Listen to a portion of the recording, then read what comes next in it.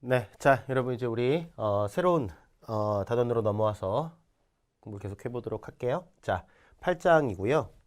결합에 대한 일반적인 개념들에 대해서 얘기를 한다. 저 다음 단원도 이제 화학결합이에요. 그래서 여러 가지 혼성 오비탈이라든지 여러 가지 다양한 오비탈의 개념들이 이제 등장하게 되죠.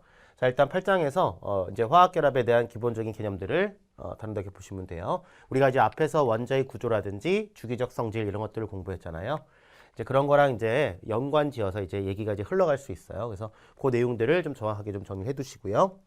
자, 먼저 여러분들이 이제 화학결합이라고 하면 어쨌든 원자와 원자가 서로 연결된 건데 같은 종류의 이제 원자일 수도 있고요. 서로 다른 종류의 원자일 수도 있죠. 그래서 이제 우리가 흔히 이제 화학결합을 이제 구분 짓는다면 기본적으로는 이렇게 이제 공유결합과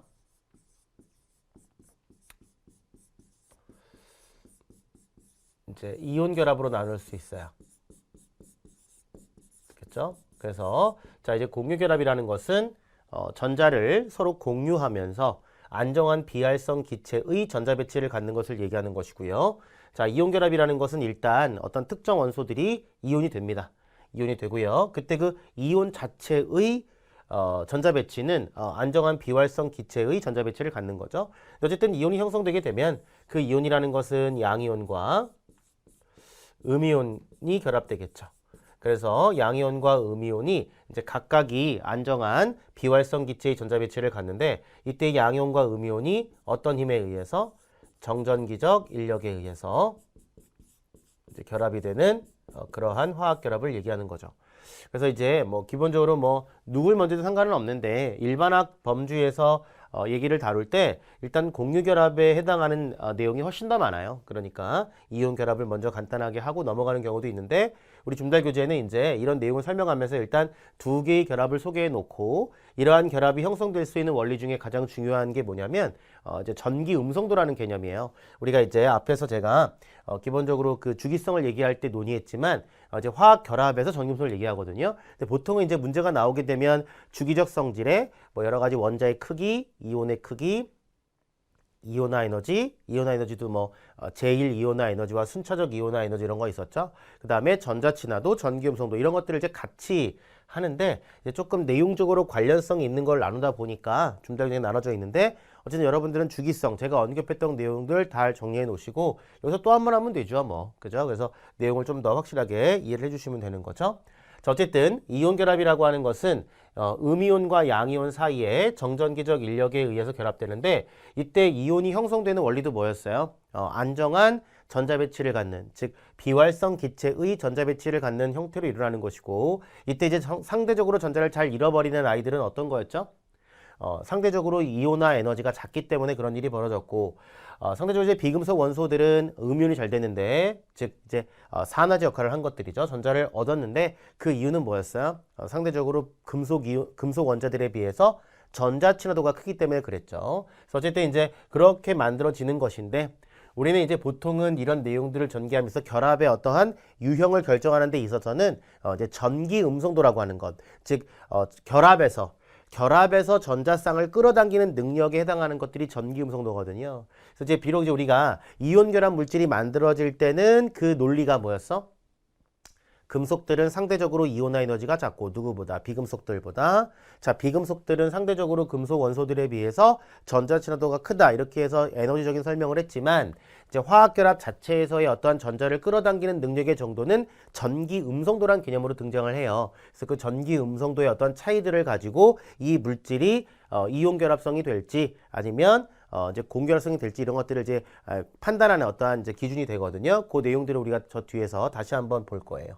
어쨌든 자 이온 결합이라고 하는 것은 음이온과 양이온 사이의 정전기적 인력에 의한 결합이고요. 전자를 잃기 쉬운 원자 이거는 잃기 쉽다는 것이 절대적 개념이 아니라 상대적 개념인 거예요. 그래서 비금속들에 비해서는 이온화 에너지가 작기 때문에 전자를 잃어버리기 쉽다 이런 얘기고요. 상대적으로 이제 비금속 원자들의 경우에는 전자 친화력이 크다. 그러니까 전자 친화도가 크다 이런 거죠. 그래서 양이온과 음이온이 형성돼요. 일단 양이온과 음이온은 안정한 비활성 기체의 전자 배치를 갖게 되고 양이온과 음이온이 있다 보니까 어떻게 돼요? 서로 끌어당기는 인력이 형성되겠죠. 그것이 바로 정전기적 인력이다 이런 얘기예요.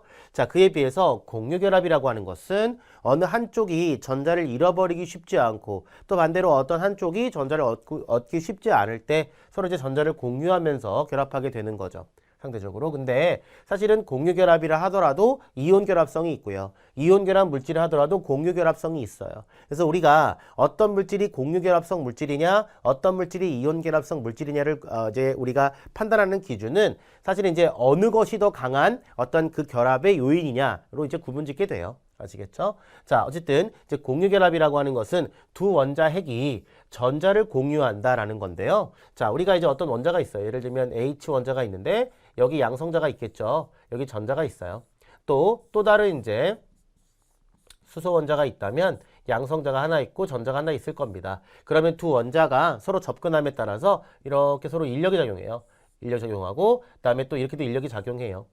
됐죠? 하지만 어떤 힘도 있어요. 이렇게 서로 밀려내는 반발도 있고요. 얘도 반발이 있어요. 서로 반발이 있기 때문에 이 반발력과 인력의 어떤 균형에 의해서 서로 이제 결합을 형성하게 되고 이때 어쨌든 이 전자라는 것을 서로 공유하게 된다 이런 거예요. 전자를 공유하게 되면 이제 헬륨과 같은 비활성 기체의 전자 배치를 갖게 되는 거죠. 그래서 항상 자기가 속해 있는 주기의 맨 오른쪽에 있는 비활성 기체의 원자가 전자의 전자 배치를 따르게 되면은 이제 결합이 형성될 수 있다라는 거예요.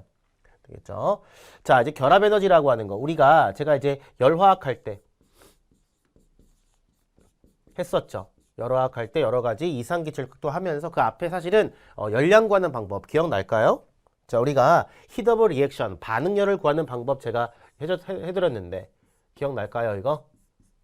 자, 어떤 거 있었어요? 자, 측정하는 방법이 있었죠. 칼로리미터리라고 하는 측정하는 방법이 있었고요. 얘도 이제 일정 부피 조건과 일정 압력 조건에서 하는 게 있었고 두 번째는 뭐였어요? 표준 생성 엔탈피라는 값을 이용하는 것이 있었죠.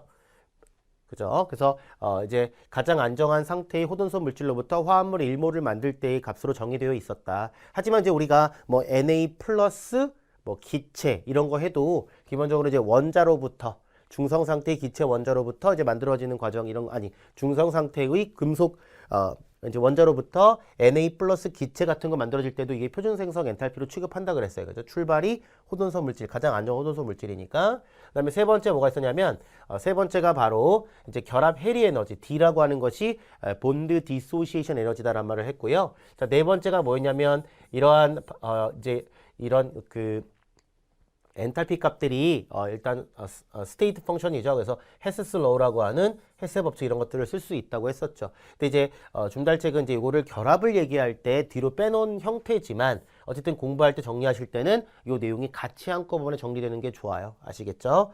자, 그럼 어쨌든 그래서 이제 결합 에너지라는 게 있는데 결합 에너지라고 하는 건 기체 상태의 공유 결합을 끊을 때 필요한 에너지로 정의가 돼요. 정의는. 근데 여기서는 이제 화학 결합을 끊는 것은 화학 결합을 다 이제 포함시키려고 했던 것이고요. 사실은 여러분들한테 주어지는 결합 해리 에너지의 표는요. 기본적으로 기체 상태의 공유 결합 자체의 값들을 주는 경우가 많기 때문에 기본적으로는 결합 에너지는 기체 상태의 공유 결합 1몰을 끊을 때 필요한 에너지로 정의된다 정도로 알아두시면 돼요. 근데 이제 여기서는 이제 이온 간의 인력 에너지는 쿨럼으로 계산한다. 이거 사실은 이온 결합 물질은 고체지만 결합 에너지를 구할 때는 사실 기체 상태로 환산해서 해요. 그러니까 즉 NaCl 기체 상태에서 Na 플러스 기체와 Cl 마이너 기체로 쪼개질 때 아니죠. 죄송해요. NaCl 고체로부터 Na 기체 Cl 기체로 쪼개질 때 되게 독특하죠. 그죠? 그러니까 이런 결합 에너지를 좀 독특하게 좀 바라볼 수 있다라는 거예요. 근데 이제 이 에너지라고 하는 것이 이제 줄 단위고요. 이온 중심 간의 거리고 이제 이온의 전환인데 이제 사실은 요거를 좀 애매해요. 이거는 이제 쿨롱 에너지인 거고요.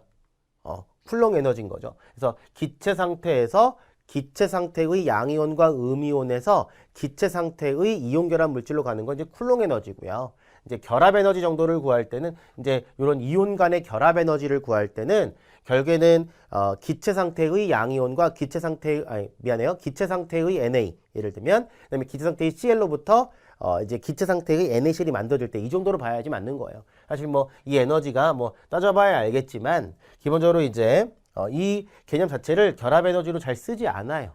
이온 결합에서는. 근데 물론 이제 이럴 수 있다라는 거예요. 나중에 뒤에서 하겠지만 이온 결합에서 여기에 Na 기체와 Cl 기체가 있어요.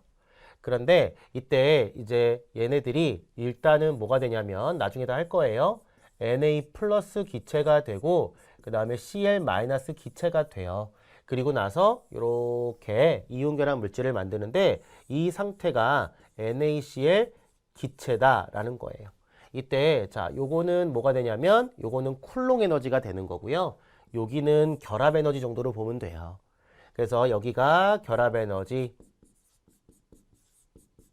그 다음에 여기는 쿨롱 에너지 이 정도가 돼요. 그 다음에 사실은 우리가 격자 에너지라고 뒤에서 배울 건데 그건 어떤 거냐면요.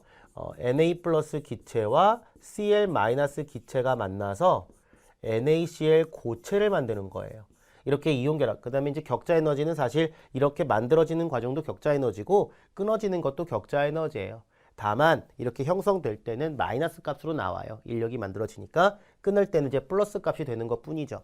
근데 어쨌든 기본 이런 개념인데 이 중단은 그냥 결합 에너지를 그냥 이렇게 뭉뚱그려서 설명해 놨어요. 그러니까 여기를 그냥 출발해 놨는데 이걸 구분하면 요게 결합 에너지, 요게 쿨롱 에너지의 개념으로 쓸 수 있다. 이런 얘기인 거예요. 아시겠죠? 그러니까 얘는 쿨롱 에너지와 결합 에너지를 막 섞어서 그냥 얘기를 한 거죠. 그러니까 사실 뭐 이 자체가 엄청 아주 중요한 개념은 아닌 거예요. 여기서는. 왜냐하면 이제 결합의 에너지라고 하는 어쨌든 이 쿨롱 에너지가 크면 결합 에너지도 클 가능성이 높기 때문에 기본적으로는 이렇게 쓸 수 있다 정도만 정리해 두시고요. 결합, 보통 이런 거를 뭐 결합 에너지를 구해서 이렇게 얘기하지 않아요. 기본적으로는. 아시겠죠?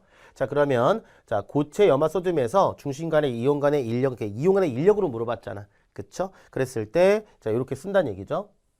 그러니까 이온이 있을 때, 이제 이게, 전압 플러스 1과 마이너스 1이 있다면, 이런 식으로, 이제, 인력이 형성될 수 있다라는 거죠. 이게, 나노미터에 해당하는 값으로 볼 때, 되겠죠. 나노미터 거리에 있으면 요만큼의 플러스 1과 마이너스 1의 전하가 있다면 요런 인력이 형성될 수 있습니다. 그리고 나서 얘는 0.176 나노미터고 전하는 플러스 1 마이너스 1이죠. 그래서 이렇게 인력을 나타내게 됩니다. 라는 거예요. 그죠? Na 플러스와 Cl 마이너스가 이러한 이온과의 쿨롱 에너지지 뭐 사실은. 그지? 그래서 쿨롱 에너지고 다 기체 상태로 보시면 돼요. 됐죠? 그래서 이 숫자는 외우시는 거 아니에요. 이런 것들은 이제 주면은 그대로 쓰시면 되는 거예요.